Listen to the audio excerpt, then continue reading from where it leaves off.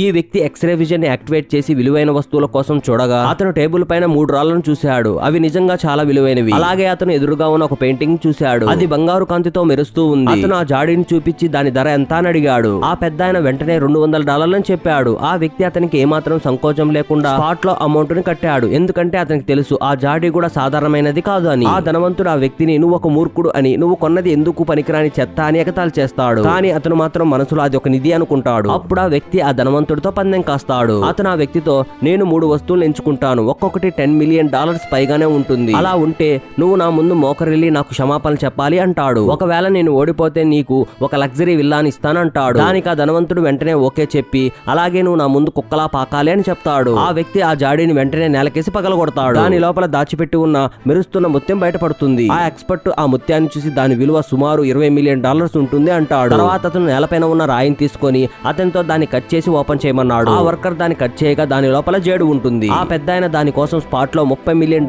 Offer చేస్తారు. ఆ తర్వాత అతను ఆ పెయింటింగ్ ని ఎంచుకుంటాడు. కానీ ఆ ధనవంతుడు మరొక పందాన్ని ప్రతిపాదిస్తాడు. ఈసారి పందెం ఆ పెయింటింగ్ విలువ ఎంత ఉండవచ్చని పందెం కాస్తాడు. మిగతా స్టోరీ కోసం వీడియోని లైక్ చేసి ఛానల్ ని సబ్స్క్రైబ్ చేయండి.